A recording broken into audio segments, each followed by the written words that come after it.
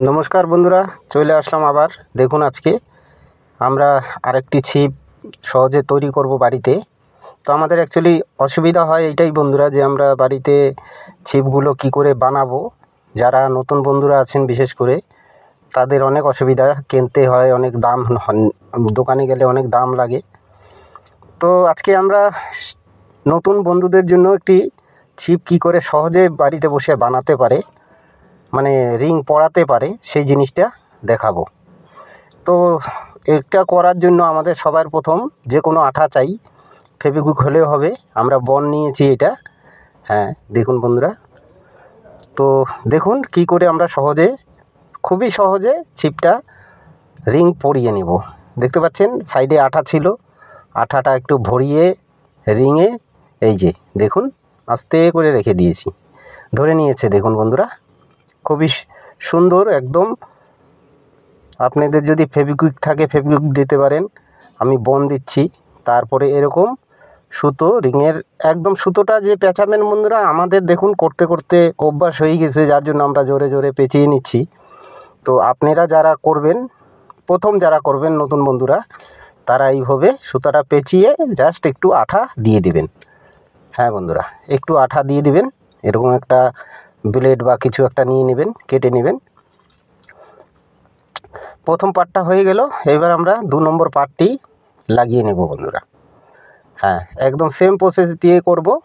একটুখানি সাইড দিয়ে ফেভিকুইকটি লাগাবো রিংয়ের মাথায়। এই যে এখন এই যে ধরে নেব, দেখুন জোড়া লেগে গেল। এখন এখানে সুতা, হ্যাঁ এটা আপনারা গুটির সুতাও নিতে পারেন, কাঁথা সেলাই করা সুতাও নিতে পারেন, বা আমরা মাছ ধরি যে রিল, মানে আমাদের যে মাছ ধরার সুতা হয় সেগুলো দিয়েও করতে পারবেন, কিন্তু একটু পাতলা চাই।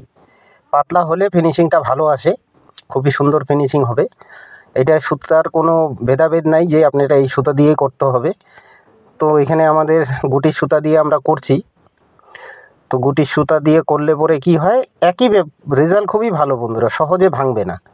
আমরা এই রিং পরানোর মানেটা হলো যে সহজে জানি আমাদের এই ছিপ ফেটে না যায়, যার জন্য আমরা এটা পরাচ্ছি।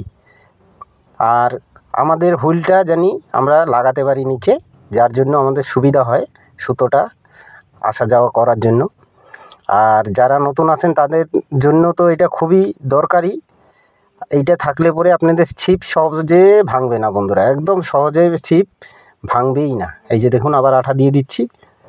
হ্যাঁ এইভাবে আঠা দিয়ে দিবেন। শুধু খেয়াল করবেন বন্ধুরা, আঠাটা এরকমভাবে দেবেন, বেশিটা দেবেন না, জানি নিচে যে পাটটা আছে সেই পাটে না যায় আঠা। হ্যাঁ বন্ধুরা, এখানে একটু সাবধানে করবেন। এই যে নিচে আরেকটি যে পাট আছে, এই পাটে যদি চলে যায় আঠা, তাহলে কিন্তু ছিপের পাট আর খুলবে না, ফিক্সড হয়ে যাবে। দেখুন বন্ধুরা, ফাইনালি দেখে নিন।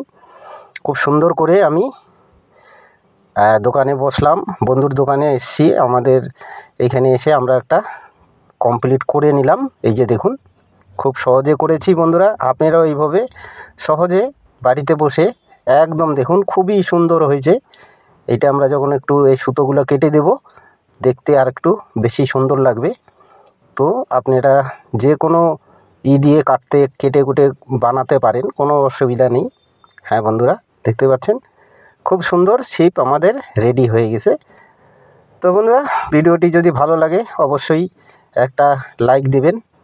দেখুন একদম পুরা চাবুক ছিপ বন্ধুরা, এটা আমরা কমপ্লিট করে নিয়েছি। তো চলে যাব বন্ধুরা, চলে আসবো পরবর্তী ভিডিও নিয়ে।